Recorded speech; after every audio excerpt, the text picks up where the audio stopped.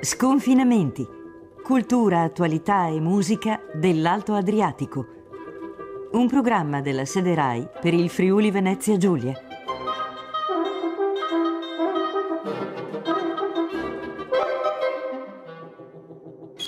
Buon pomeriggio, ben ritrovati con voi Graziano D'Andrea, nuova puntata di Sconfinamenti. C'è tempo fino al prossimo 30 settembre per visitare la mostra fotografica La Comunità Regionale 1964-1968, allestita presso il Palazzo del Consiglio regionale del Friuli Venezia Giulia in Piazza Oberdan a Trieste, con orario dal lunedì al venerdì dalle ore 10 alle 12 e dalle 15 alle 18. Massimo Gobessi ha colto l'occasione per incontrare il presidente del Consiglio regionale del Friuli Venezia Giulia, Franco Jacob, per riandare con la memoria alle motivazioni che portarono alla nascita della regione. Gobessi e Jacob hanno discusso anche dei temi relativi alla politica transfrontaliera della regione, partendo dalla felice intuizione della comunità di lavoro Alpe Adria, fondata nel 1978, e giungendo allo strumento attuale del GECT, il Gruppo Europeo di Cooperazione Territoriale. Prima però di lasciare il microfono a Massimo Gobessi, conosciamo meglio Franco Jacob. Nato a Udine il 1 giugno del 1961, abita a Reana del Roiale. Dopo il diploma di perito industriale conseguito nel 1980 presso l'Istituto Malignani, è diventato funzionario tecnico presso l'Università degli Studi di Udine, di cui ora è dipendente in aspettativa. La sua attività politica è iniziata come consigliere comunale e sindaco dal 1992 al 2003 del comune di Reana del Roiale. Nel frattempo ha svolto anche altri incarichi di responsabilità pubblica nell'ANCI del Friuli Venezia Giulia, nel Consorzio di Bonifica Ledra Tagliamento, nel Consiglio Provinciale di Udine dal 2001 al 2003.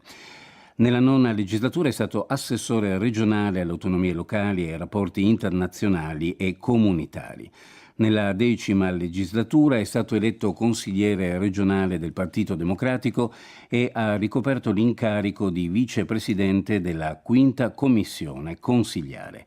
Dal 13 maggio 2013 è presidente del Consiglio regionale. Dall'8 febbraio 2014 è delegato al coordinamento dei presidenti delle assemblee legislative delle regioni a statuto speciale e delle province autonome.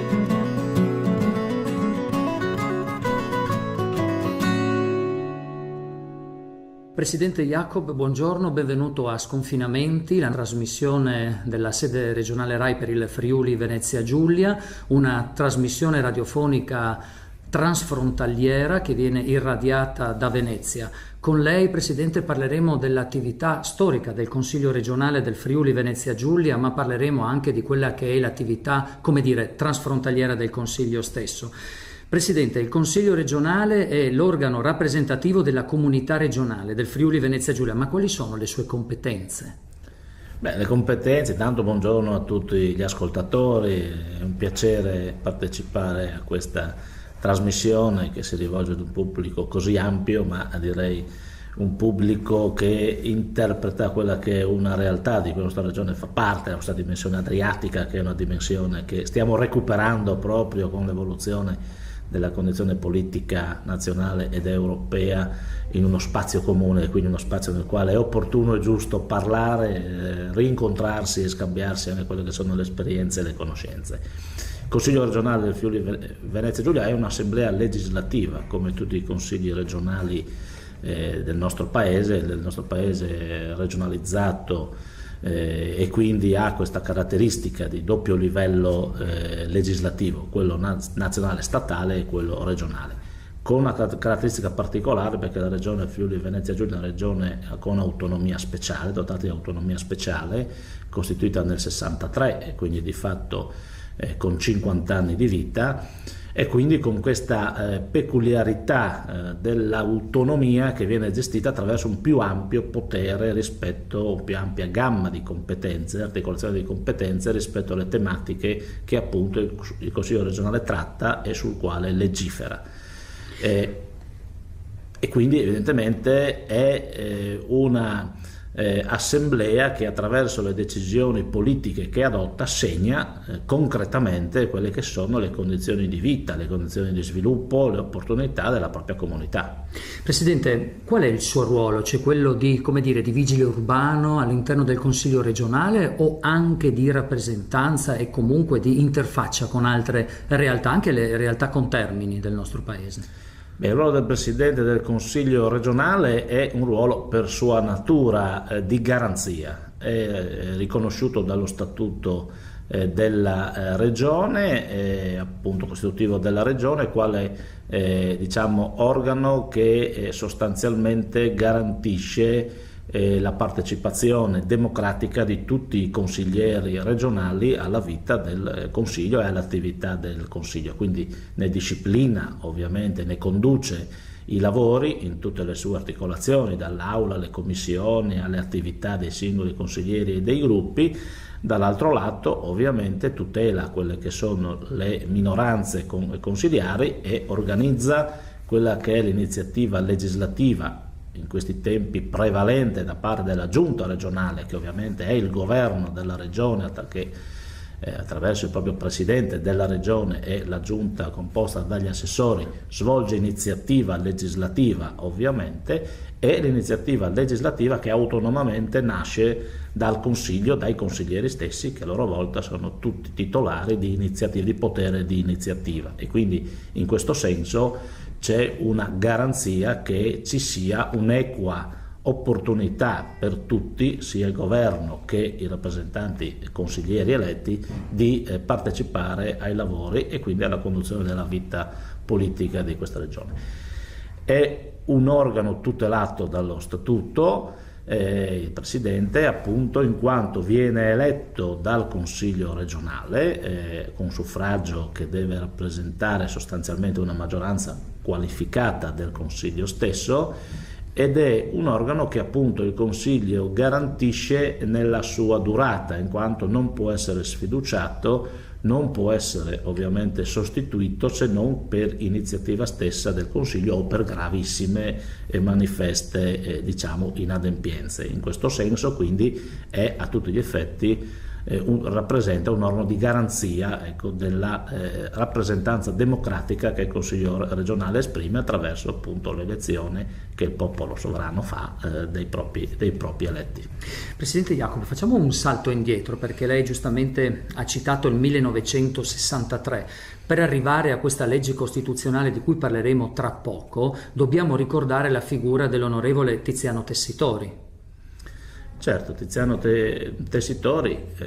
è non a caso riconosciuto come forse il padre della regione Friuli Venezia Giulia e il padre anche della sua autonomia. Non è stato l'unico, ovviamente c'è stato un movimento di pensiero importante che apparteneva sia alla dimensione friulana che anche alla dimensione giuliana. Ricordo però che quei tempi nei quali si iniziò a parlare, Tessitori fu un protagonista dell'Assemblea Costituente, nella quale Assemblea pose il tema, e in quella Assemblea e in quella Costituzione, nei lavori preparatori, si riconosce l'avvio del riconoscimento della regione Friuli Venezia Giulia e della opportunità che questa regione fosse istituita al pari delle altre regioni con autonomia differenziata, autonomia speciale. Avvenne però la questione in tempi successivi, perché nel frattempo la questione Trieste era ancora una questione aperta, nel senso che Trieste ritornò all'Italia, come tutti sappiamo, nel 1954, e quindi di fatto la regione, pur riconosciuta nei lavori preparatori grazie all'iniziativa di Tessitori, ovviamente dell'onorevole Tessitori e degli altri parlamentari che portarono avanti, membri della Costituente, portarono avanti questo tema, venne riconosciuta nei lavori della Costituente, ma poté essere ovviamente attuata successivamente al compimento della unità territoriale nazionale, anche con appunto il termine della zona amministrata, qual era Trieste, dalle forze alleate, e il ritorno quindi ad una condizione di unità della dimensione regionale. Tessitori quindi ebbe il grande merito comunque di porre queste questioni, di argomentarle non solo in termini direi così di retorica storica, ma attualizzando una serie di condizioni, compresa anche la problematicità del confine orientale, che necessitava forse proprio di un riconoscimento più forte, quale è stato quello della regione autonoma. Si partiva anche da lontano, no? Dal patriarcato aquileiese, ma anche dal Parlamento friulano, come paradigma dell'autonomia di queste zone. La storia appunto segna per questa parte di paese un percorso che è sempre stato caratterizzato da presenze forti, da identità forti. Partiamo da Aquileia, che ha rappresentato proprio il simbolo, diciamo, della presenza di Roma e dell'espansione di Roma verso il centro-est Europa. Dopodiché il patriarcato ha rappresentato ovviamente un momento di forte identità culturale, storica e anche istituzionale, perché di fatto appunto si è costituito con un Parlamento, si è costituito con una rappresentanza e una propria identità, pur in un momento in cui la variabilità anche politica del tempo era particolarmente forte, e ha mantenuto con forza comunque nella storia questo tratto identitario. Quindi, come dicevo prima, una identità che è stata riportata nel dibattito, ma anche direi fortemente attualizzata, perché ovviamente non c'è stata solo la storia del passato, ma Tessitori seppe portare le ragioni del presente. Arriviamo agli anni 60 con la legge costituzionale 1 del 1963, che fa della regione Friuli Venezia Giulia, con il trattino tra Friuli e Venezia Giulia, l'ultima delle regioni speciali. Alla nuova regione viene affidato il duplice compito di creare condizioni e stimoli nuovi, ma anche di, suturare le ferite prodotte da un difficile passato in queste terre. E difatti questa è stata proprio la missione che è stata assegnata ed è stata associata al riconoscimento della specialità. Una terra difficile per la storia, per gli eventi storici che aveva dovuto subire e sopportare nel corso del Novecento, che ancora era in corso, ma che si era aperto con la tragica Prima Guerra Mondiale, che ha visto proprio questi territori segnati dalla presenza della guerra combattuta attraverso sulle trincee e poi la chiusura della fase risorgimentale, Trieste, e quindi il compimento della dimensione nazionale italiana, quindi una terra che ha vissuto con protagonismo centrale questi fatti di inizio secolo, il dramma della seconda guerra mondiale, gli scontri che sono susseguiti e il mutare dello scenario politico internazionale che ha continuato a segnare queste terre, appunto questo confine orientale, ponendo di fatto su questo confine orientale la contrapposizione dei blocchi che poi dominarono la seconda parte del Novecento nel nostro continente, e quindi la cortina di ferro, e quindi i problemi, e quindi grandi confronti e contrasti, anche forse le ferite ancora aperte storiche delle vicissitudini che hanno caratterizzato con contrapposizioni ideologiche e anche personali questi territori. Quindi la missione data a questa regione, di questa regione, era proprio una missione che da un lato era volta a dare a questa comunità regionale una prospettiva di crescita e sviluppo, perché è terra di immigrazione, terra con grandi difficoltà economiche, terra che appunto per configurarsi delle condizioni anche politiche veniva a chiudersi in una sorta di angolo estremo del nostro paese, senza quello spazio, quella opportunità di crescita, anzi, se vogliamo, anche penalizzata dalle servitù militari, penalizzata da tutta una serie di eventi esterni che venivano imposti sulla regione, e quindi il dato della crisi economica dotando con l'autonomia una opportunità anche di condurre in proprio appunto politiche economiche attraverso strumenti originali di supporto anche alla crescita, allo sviluppo, creando appunto quelle che poi sono state condizioni che hanno fatto sì che dalla emigrazione si passasse alla condizione invece di stabilità, di crescita economica e di sviluppo. Dall'altro lato questa missione, se vogliamo, anche così politica internazionale, cioè la questione del confine orientale è una questione aperta, l'ha riconosciuta anche lo stesso presidente Napolitano in questi ultimi passaggi che lui ha fatto e l'ha richiamata costantemente,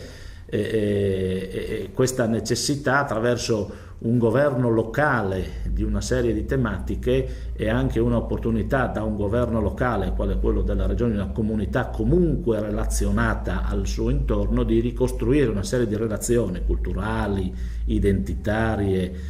di tutela di minoranze, ma anche di collegamento con minoranze, sia ad esempio quella slovena in Italia, ma quella italiana nella parte non più italiana o appunto di prossimità, quindi quella serie di relazioni che servivano proprio a superare quello che sono stati i segni importanti e forse anche drammatici della storia vissuta appunto nei primi 50 anni del Novecento. Presidente Jacob, Regione Autonoma Friuli Venezia Giulia con il trattino ieri, oggi Regione Autonoma Friuli Venezia Giulia senza il trattino fra Friuli e Venezia Giulia.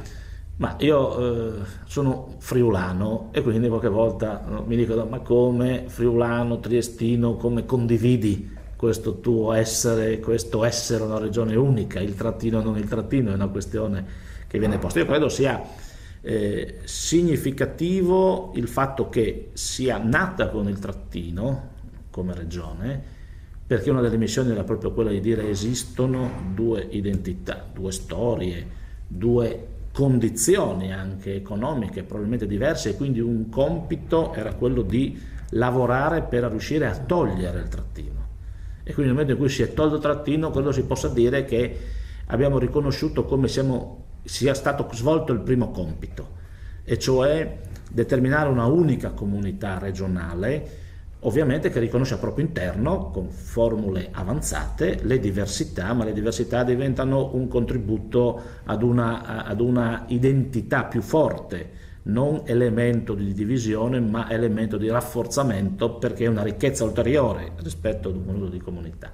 Dall'altro lato, il trattino che scompare ancora di più impegna questa comunità unica, più ricca, più aperta, con maggiore facilità proprio per le diversità e per le opportunità che ha al proprio interno, di essere una entità unica invece che va a cercare adesso i rapporti e le relazioni, che costruisce, diventa centro di una nuova dimensione europea, non è più un angolo rispetto ad un blocco politico, non è più un confine, non è più una barriera rispetto ad un blocco politico, ma diventa centrale rispetto alla dimensione nuova, quella europea, che vede di fatto una opportunità di relazioni, di sviluppi, di dialoghi, di azioni concrete per costruire una missione di sviluppo nuova, che è quella appunto che vede il Friuli Venezia Giulia senza trattino partecipe in toto di progetti, strategie e opportunità future. Torniamo al 1964,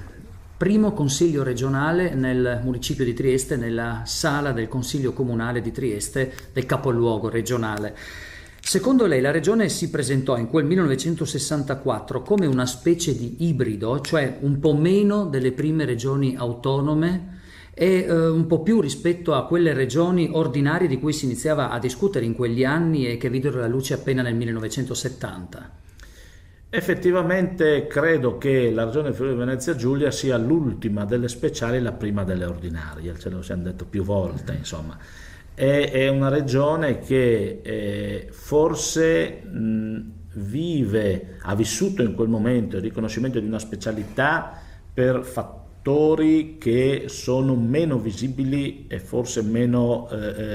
così evidenti rispetto alle 4 specialità che già esistevano, perché l'Alto Adige era ovviamente riconosciuto per trattati internazionali e il Trentino era collegato. La Val d'Aosta è una entità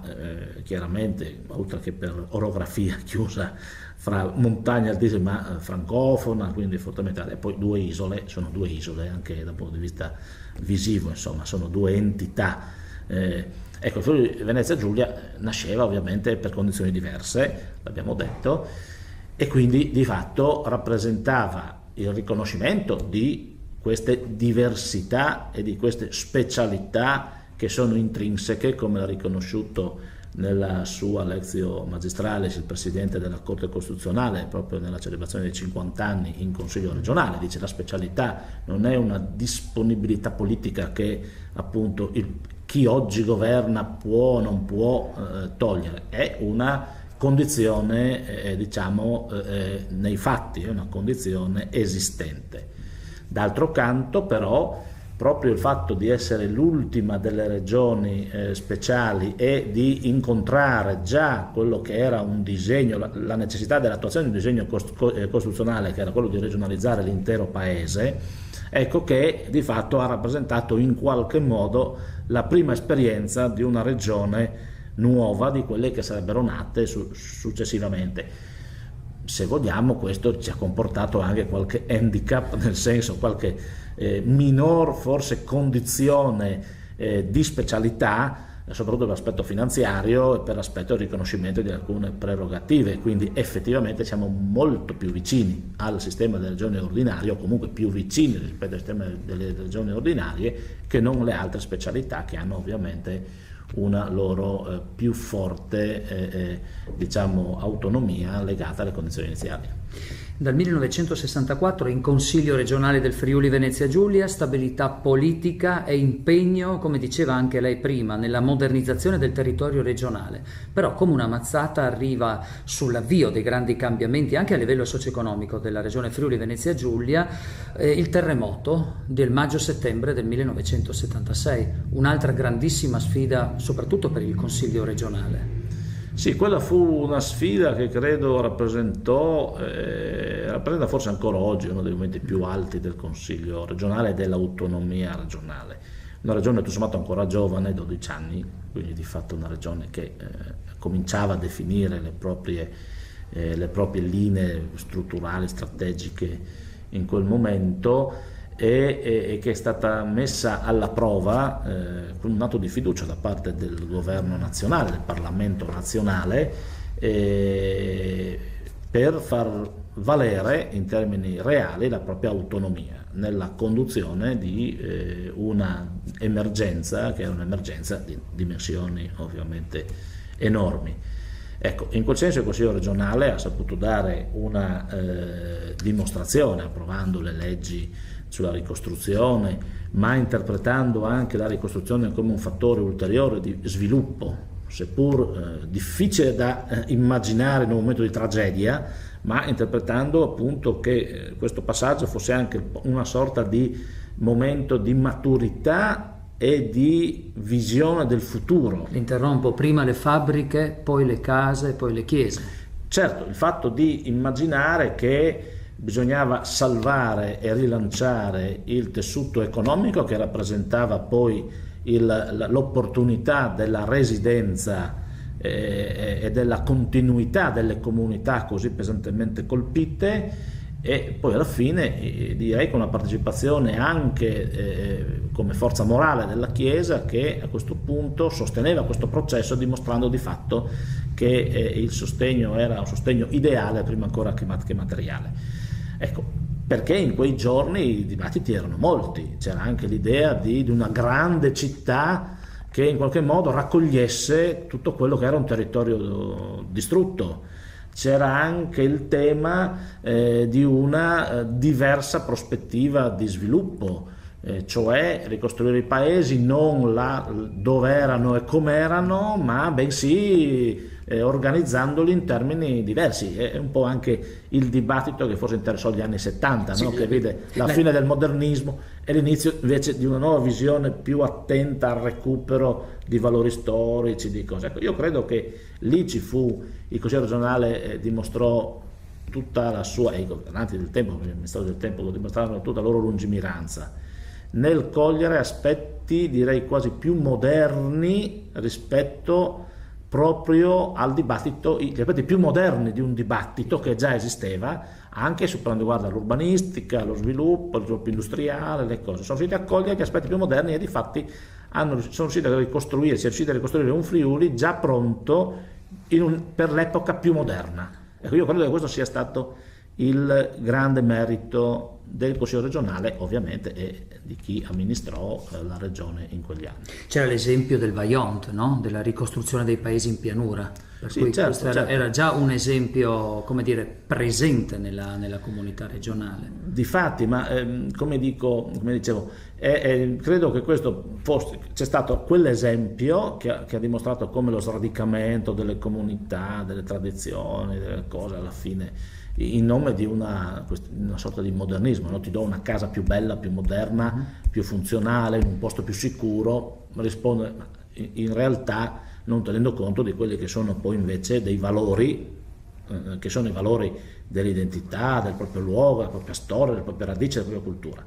Come dico, io credo sia il terremoto sia arrivato negli anni a fine 70, inizio 80, per le leggi, proprio in quel momento in cui anche nel dibattito nazionale, in qualche maniera, delle grandi correnti di pensiero, insomma, si è capito che il nuovismo assoluto in qualche modo andava a sradicare completamente quella che era l'identità, per cui si è ripartito sempre con le leggi sulla tutela dei centri storici, sulla conservazione dei beni architettonici, sulla valorizzazione anche di questi aspetti in chiave di un loro utilizzo moderno. Ecco, io credo che appunto la ricostruzione dei centri, ad esempio storici, Gemona, Avenzone, non è stato solo quello di ricostruire un monumento, ma quello di ricostruire una città viva rispettandone contenuti, storia, tradizione e cultura. Questo è stato l'obiettivo e credo abbia significato molto per quanto riguarda lo sviluppo che poi il Friuli, ovviamente, e la Venezia Giulia, attraverso anche importanti opere infrastrutturali, le autostrade, le università, il potenziamento delle strutture a disposizione delle comunità locali, strutture pubbliche e quant'altro, più moderni, più efficienti, abbia poi di fatto consentito. Arriviamo al 1978, perché il 20 novembre del 1978 a Venezia, come dire, si gettano le basi per la caduta dei confini, la firma della comunità di lavoro Alpe Adria. Siamo nel 1978. Sì, e questo direi è l'altro compito che era stato assegnato alla regione, di cui la regione si è fatta protagonista, anche in virtù di una serie di rapporti, direi anche personali, che erano nati appunto tra le genti che in qualche maniera vivevano lungo questi confini così segnati, così profondi, così importanti, e sulla base innanzitutto di una riconoscimento di una base culturale unica. La dimensione mitteleuropea non era certamente un rimpianto del passato, ma era il riconoscimento di una identità in qualche maniera, o comunque di una base culturale. E quindi Alpe Adria nasce proprio in quella logica, un riconoscimento che esisteva questo spazio, che nonostante i drammi, i disastri e le vicende drammatiche appunto vissute continuava a pulsare e ancora a relazionarsi, soprattutto nella cultura, ad esempio. Gli scambi culturali erano già, ma gli scambi che iniziavano tra le università, gli scambi che iniziavano tra la frequenza anche dei luoghi, e quindi il riconoscimento nel 78, quindi anticipando di più di 10 anni quello che poi fu la caduta del muro, quindi il superamento di fatto delle barriere storiche, la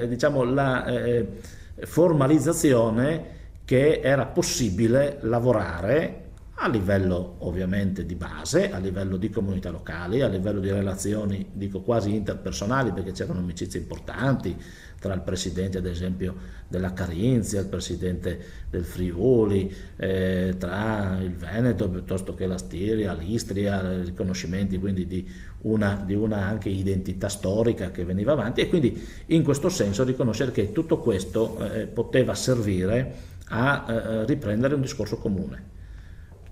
con suoi obiettivi che erano quelli ovviamente innanzitutto di affermare che la storia non si interrompeva in un anno, ma che aveva un suo più lungo percorso, e allora a questo punto erano da Aquileia famosa, per passare poi a tutto quello sviluppo che c'è stato di destini comuni, di territori anche appartenenti a identità, etnie, lingue, culture diverse, ma che ritrovavano spiriti comuni. Presidente Jacob, lei parlava di cultura per quanto riguarda la comunità di lavoro di Alpe Adria, ma possiamo dire che queste strade aperte da questa comunità portarono ad un moltiplicarsi di iniziative appunto di vario genere. C'è passo anche da qui, secondo lei, la vocazione che ancora oggi aiuta l'economia regionale, cioè quella dell'esportazione manifatturiera? Sicuramente la vocazione internazionale sta sicuramente, credo, nella grande capacità artigianale, imprenditoriale, insita nel saper fare che è proprio di queste terre, e quindi la capacità di saper fare ha fatto sì anche di incontrare magari l'opportunità di relazionarsi con paesi che si sviluppavano, immagino soprattutto la Germania è stato il primo punto, e quindi interloquire in questi sensi con il lavoro. Però è proprio questa vocazione appunto così alle relazioni. Ricordo quella emigrazione che esisteva nelle nostre comunità, che non era solo l'emigrazione di chi abbandonava la propria terra per andare a cercare fortuna in terre lontane, ma di chi andava a portare il proprio saper fare nelle realtà vicine, i fornaciai che andavano nella Repubblica Ceca o l'attuale Repubblica Ceca o in Baviera, i Kramars che andavano a portare il loro lavoro, a vendere il loro lavoro artigianale, la vocazione, se vogliamo, mercantile delle grandi città, quindi una propensione alle relazioni credo abbia dato un significativo contributo a questa capacità di essere terra aperta anche nel lavoro verso l'esterno. Lei ricordava prima che appunto la comunità di lavoro di Alpe Adria è stata l'antesignana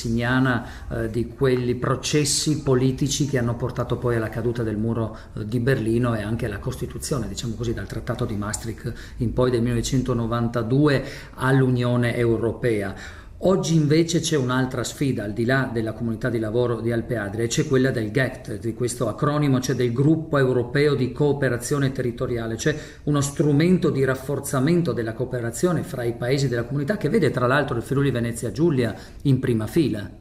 Certo, è la naturale evoluzione, credo, no?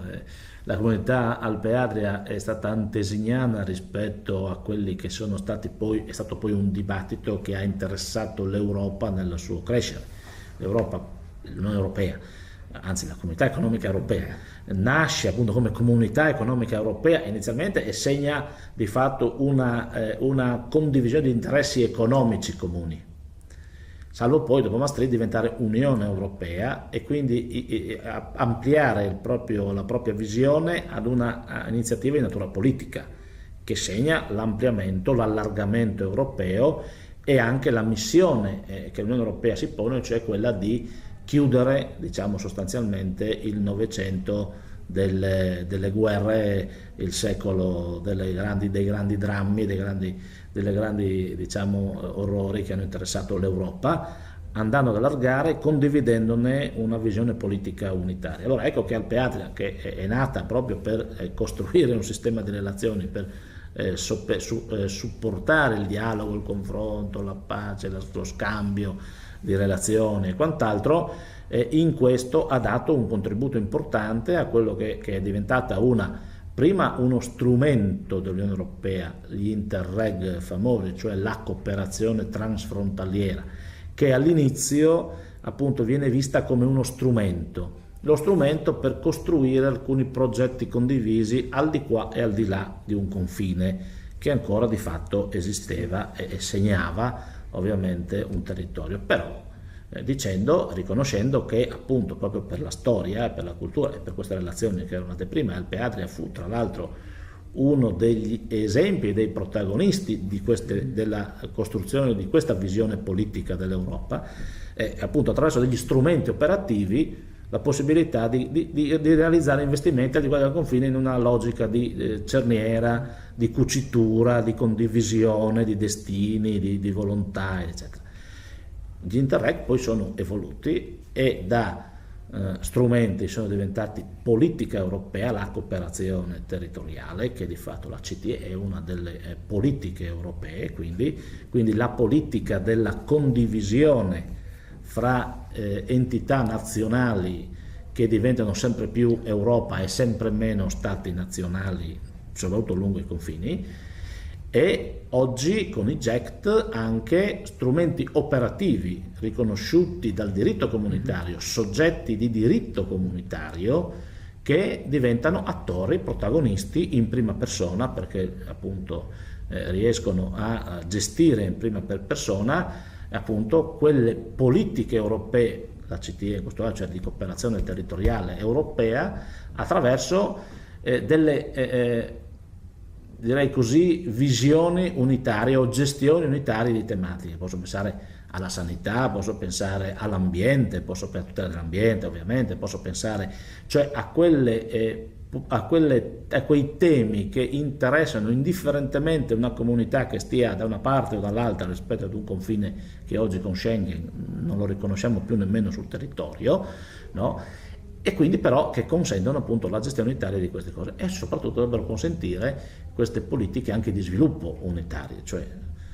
ci sono esempi che possiamo portare insomma di come sarà possibile, mi auguro, attraverso questi strumenti gestire appunto nuovamente in maniera unitaria per comprensori omogenei alcune iniziative di natura anche economica. L'esempio più eclatante è quello di Gorizia e Nova Gorica, no? I piani regolatori delle due città anche dal punto di vista sanitario, con l'ospedale di St. Peter in Slovenia, dell'Isonzo, che è un corso d'acqua transfrontaliero, ma che ovviamente, come tutti noi sappiamo, un confine oggi addirittura con Schengen non ferma l'acqua e non posso gestire l'acqua a seconda che stia in Slovenia o in Italia. L'acqua ovviamente va dall'alto in basso e scorre lungo un corso storico naturale. La gestione di questi elementi che diceva lei, la pianificazione, il trasporto urbano fra due città che sono di fatto un unicum urbanistico, dei servizi principali, ecco, sono un esempio di come si può riprogettare con uno strumento unico quello che è un tessuto che la storia ha diviso, ma che in realtà la storia oggi rimette assieme. Presidente Jacopo, torniamo al Consiglio regionale del Friuli Venezia Giulia. Lei recentemente ha affermato che l'autorevolezza dell'istituzione regionale non può alimentarsi solo dei successi del passato, ma necessariamente deve dimostrarsi ogni giorno attraverso la capacità di riformare i propri istituti attualizzandoli alle necessità del territorio, e l'autonomia speciale in questo caso dovrebbe essere una sorta di esempio avanzato delle opportunità del governo locale, non quindi difendendo i privilegi, questo è il dato, acquisiti, ma dimostrando che oggi è possibile gestire attraverso un buon governo locale le esigenze di una comunità, esigenze che mutano, che cambiano anche drammaticamente con le crisi di oggi, insomma, e quindi dimostrare come si possa, dando un esempio ovviamente positivo al restante sistema regionale del nostro paese, sapendo interpretare questo ruolo diciamo internazionale, ma più che internazionale, perché insomma non siamo a fare politica estera, ma di sviluppo condiviso con realtà che non appartengono alla nostra dimensione nazionale, quindi questa cosa di coinvolgimento di aree vaste che sarà il futuro dell'Europa, sarà il futuro del nostro ottimizzando quelle che sono appunto le nostre potenzialità e cercando di condividere assieme ai vicini quelle che sono opportunità di sviluppo, e sapendo anche dimostrare che insomma c'è una capacità anche di essere in un momento di crisi in grado di riconoscere quelli che sono obblighi che abbiamo di solidarietà verso il paese, di solidarietà verso chi ha bisogno, e quindi anche di essere una autonomia che non fa appunto della propria formula una sorta di chiusura, ma bensì una apertura maggiore con responsabilità verso anche il resto del paese. La storia ha segnato pesantemente nel passato la regione Friuli Venezia Giulia, a partire, come ricordava lei, dalla Grande Guerra, poi il secondo conflitto mondiale, i confini, la cortina di ferro per arrivare poi alla ridefinizione dei confini con il Trattato di Osimo del 1975. Il Consiglio regionale del Friuli Venezia Giulia è sempre stato parte attiva nell'illustrare e nel spiegare ai cittadini di questa regione, come dire, la politica estera dello Stato italiano, ma anche il mantenimento delle radici, come ricordava lei prima, e soprattutto della cultura, anche della cultura che era rimasta, come dire, al di là del confine. Da qui l'IRCI, l'Istituto regionale per la cultura istriana, appunto istituito con legge regionale nel 1983, grazie alla tenacia dell'allora consigliere regionale democristiano di origini istriane Arturo Vigini. Quindi conservazione e valorizzazione del patrimonio storico e culturale, delle tradizioni della popolazione italiana dell'Istria, Quarnero e Dalmazia. Uno anche dei compiti fondamentali del Consiglio regionale, non soltanto legiferare sui temi importanti e fondanti della comunità regionale, ma anche del mantenimento e la tutela della cultura e della storia della nostra regione, ma anche dei territori che sono vicini a noi. Questo è sicuramente uno degli obblighi ancora attuali che questa regione ha, ma è stato soprattutto l'obbligo, credo, nel momento in cui forse le logiche nazionali, le logiche dei rapporti internazionali, tra stati e non consentiva di frequentare in maniera così evidente. Ecco, la dimensione regionale invece ha consentito, credo, ha dato l'opportunità proprio di valorizzare, invece di preservare e valorizzare attraverso l'IRCI sicuramente una identità di un popolo, quello istriano, dalmata, che ha sofferto uno dei più grandi drammi del Novecento, perché l'esodo istriano-dalmata è stato uno dei più grandi esodi in termini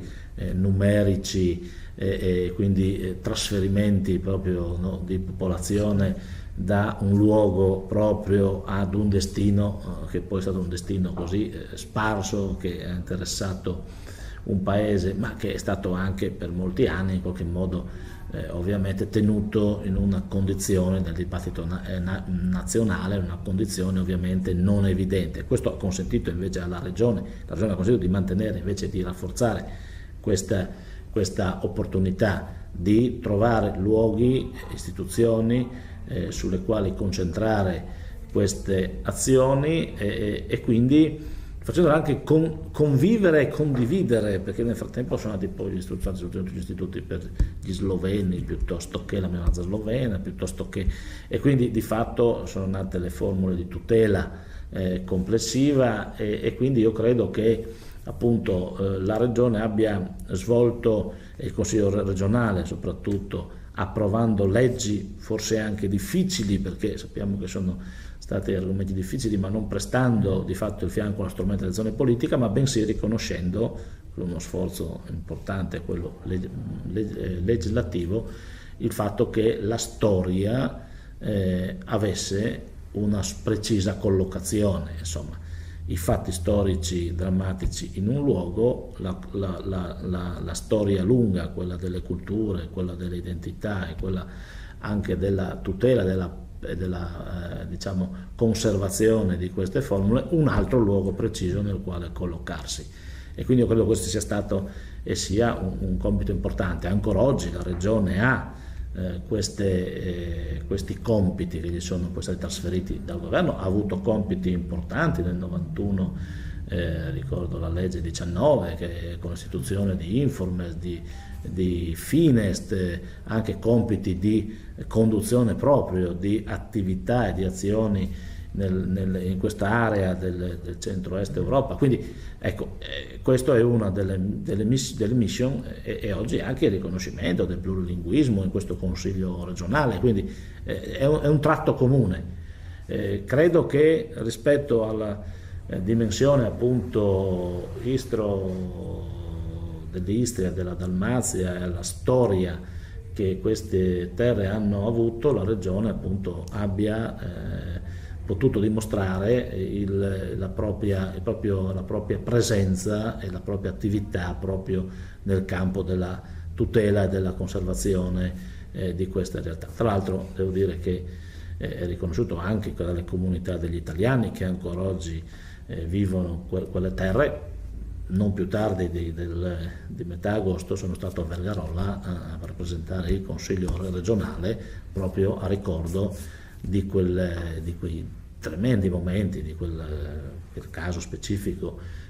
tragico evento di Vergarolla, cose impensabili fino forse a qualche anno fa, ma all'interno della regione si è riusciti a mantenere questo filo e credo oggi si possa ragionevolmente guardare avanti. Poi anche dobbiamo ricordare che la Regione partecipa all'attività dell'Università Popolare di Trieste, che è, come dire, il braccio operativo non soltanto della Regione Autonoma Friuli Venezia Giulia, ma anche del Ministero degli Affari Esteri, proprio per quanto concerne i rapporti con le comunità degli italiani. Quindi un aspetto questo estremamente interessante. Presidente, siamo arrivati in chiusura di questa interessante chiacchierata, perché siamo riusciti un po' a riandare con la memoria alla storia della regione Friuli Venezia Giulia, ma soprattutto alla storia di queste terre. In chiusura, in quale modo il Consiglio regionale da lei presieduto può favorire oggi l'osmosi tra territori una volta divisi dalla storia ed il processo, ad esempio penso all'Istria ancora divisa dal confine tra Slovenia e Croazia,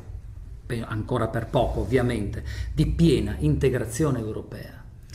Mettendo, credo, a disposizione di quelle comunità un'esperienza vissuta di collaborazione, di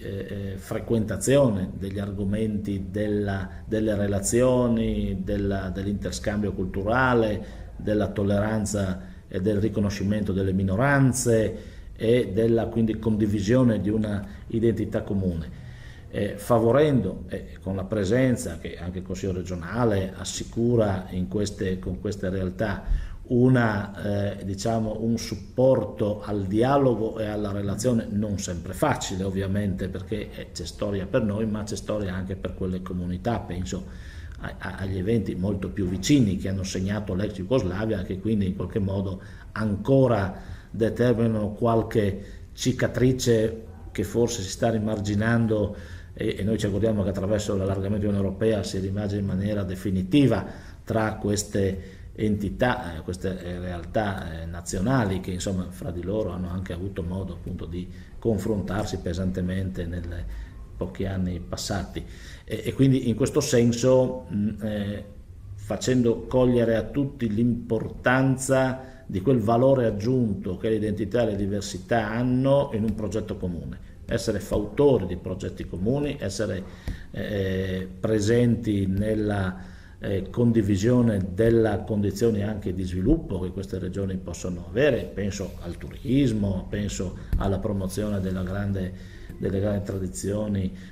anche enogastronomiche, di cultura, quindi lavorare per essere appunto soggetti attivi, collante e direi così sostegno alla cooperazione, alla collaborazione e all'integrazione. L'Istria ha chiesto già l'adesione al GECT, quindi formalmente, e quindi è un passo avanti per entrare operativamente. La Slovenia ha qualche problema di carattere istituzionale, ma il coinvolgimento delle comunità, Nova Gorica, St. Peter piuttosto che altre, possono consentire. L'attività che viene svolta anche dai comuni, dalle comunità locali è importante. Il Consiglio regionale dovrà avere il compito di sostenere in maniera forte e determinata questa azione. Presidente Jacob, grazie per essere stato ospite di Sconfinamenti e le auguro un buon lavoro. Grazie a voi, perché è sempre un piacere ragionare di questi argomenti, sono il nostro futuro e penso che se sarà un futuro di collaborazione, di condivisione e di apertura, riuscirà ad essere un futuro radioso per la nostra comunità. Grazie a voi. Siamo in chiusura per quanto riguarda la nostra puntata odierna di Sconfinamenti. 11° appuntamento domani, lo ricordiamo anche in diretta streaming su www.sedefvg.rai.it con la geologia curata da Massimo Gobessi, che illustrerà, grazie alla competenza del geologo Ruggero Calligaris, un facile itinerario alla scoperta della conformazione geomorfologica dell'area dell'Alto Adriatico. Gobessi e Calligaris dunque visiteranno alcuni luoghi della costa del Golfo di Trieste, soffermandosi a illustrare tra l'altro i fossili sciolti di Gallignana e Pedena. Siamo in chiusura dunque, Graziano Andrea vi ringrazio, appuntamento per quanto vi riguarda invece lunedì, sempre alla stessa ora. Buon pomeriggio.